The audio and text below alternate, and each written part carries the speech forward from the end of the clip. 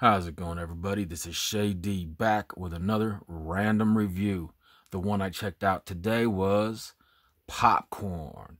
Let's get into the synopsis of this one. What could be scarier than an all-night horror-thon? A group of film students finds out when they stage just an event in an abandoned movie palace. In addition to the three features, Mosquito, The Attack of the Amazing Electrified Man, and The Stench, they discover a bizarre short film called The Possessor, whose creator, Lanyard Gates, killed his family and set the theater on fire after its first showing.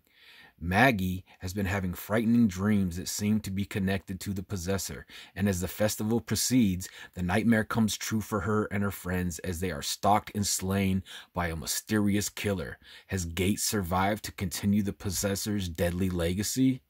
A loving homage to 50s and 60s B-movies, like the trio of flicks shown at the Horrorthon, all have accompanying William Castle-style gimmicks. Popcorn is also an insanely fun horror comedy in its own right. Pseudonymously, I think that's how you say it. I don't know. It's a word I don't say often. Who directed the films within the film. It celebrates the joys of old-fashioned creature features and 80s style stalk and slay with a great cast, additionally including D. Wallace Stone, Tony Roberts, Ray Walston, Malcolm Danare, and Kelly Jo Minter. Pop some popcorn of your own and settle in to watch this new high-definition transfer, which comes with a box full of bonus features. All right, so this is a flick from 1991, and as my sticker is here that they had sent me quite some time ago, this is a Synopsis film release. Getting into this is one I had known about for a while. I do like how this one starts right out from the get-go. Kind of starts out with the trippy dream, you know, kind of like Mr. Krueger back there. But yeah, it has this funny, cheesy-ass reggae song that's kind of goofy in the beginning, but that had me cracking up. The old theater in this looks pretty dope. I really like the way those old school theaters look. You know, this is one that has like the balcony and all that. It's just one of those cool 50s, 60s style theaters. There's many recognizable faces in this from the 80s, from a lot of those movies, as like the names it said on the back there in the synopsis. A lot of recognizable people.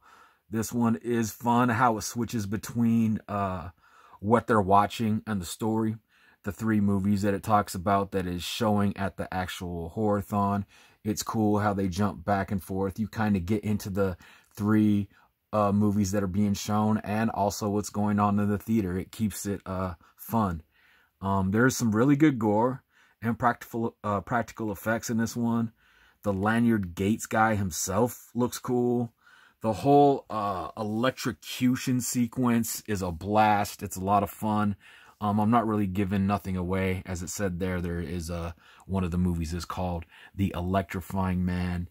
There is some kind of twist, but I did recognize it pretty much from the get-go. There is some really cool prosthetics and costumes throughout this film. Some fun costumes even in the crowd and stuff, but some cool, interesting stuff from the early 90s. This pretty much gets rolling from the gate. No pun intended, Lanyard Gates.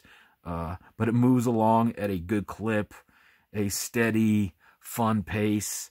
There is a super cheese rap song at the end that had me kind of laughing and cracking up. Complete 1991 style horror cheesy fun. But all in all, this was a blast. It was an easy watch. It's pure early 90s while even feeling like some of the late 80s vibes and feels almost at the same time. There's definitely some good tone switches in this one. You know, the comedy to the serious and vice versa. And that's pretty much throughout the entire movie. And for most of all, this was just a fun ride with an odd, original, cool story. So yeah, everybody.